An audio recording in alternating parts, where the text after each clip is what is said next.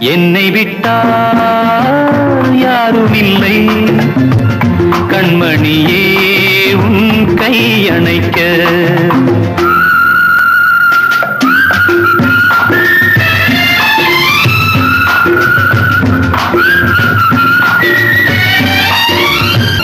ராத்திரி நேரம் ரகசிய கடிதம் எழுதிட வேண்டும் இடையோடு, பூத்திரி குறைத்து ஏற்றிய தீபம் பொன்னொளி சிந்தும் இரவோடு. என்னை விட்டால் யாரும் இல்லை,